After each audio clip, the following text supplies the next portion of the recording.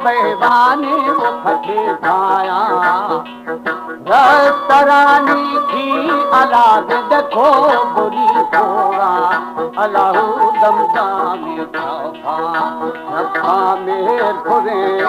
ओगानी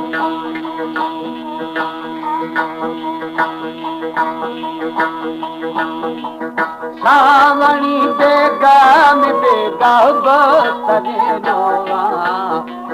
मार गुना दिल दी मगर दे वो संया मेरा ये डाली जुड़ता गा गंदा गंदा लो गला पाना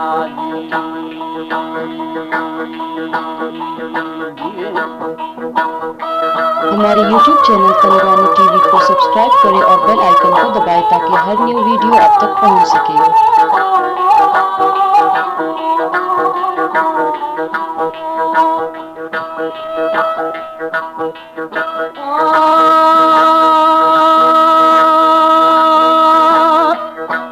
बेली माद फरा ओलो वाओ न छपाना ब्रोंदी हमोदा खिए दा बेली है बहाई हथे आरूदी उदी बासले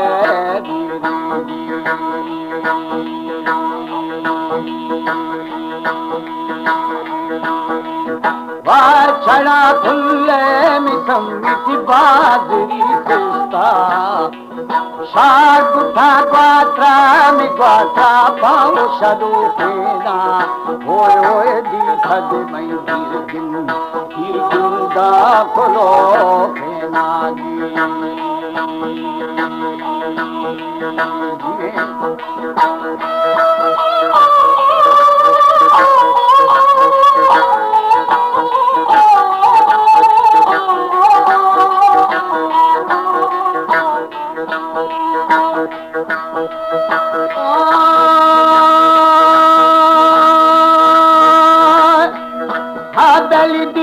समय गाओ खोलो फेना जुल्फती जामा मचा बारा लो फेना अलाहू जरा छोटिया बहो फेना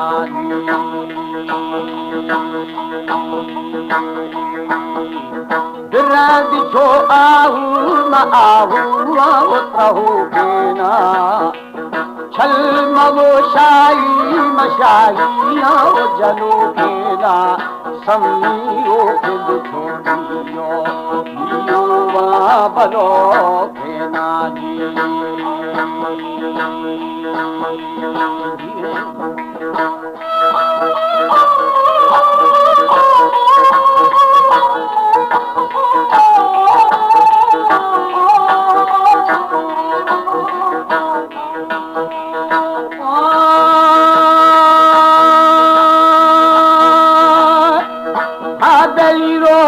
छोड़ियो मरियो आओ बलो फेना बशीद झोली मली आओ बेश्तेना समीला कद खा छम्मा छम्मा फो कुमारे नानी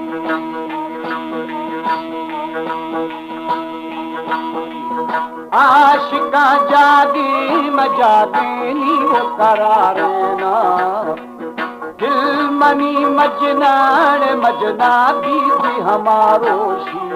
हादा दिल दीदार बा हीरा मस्त मदोशी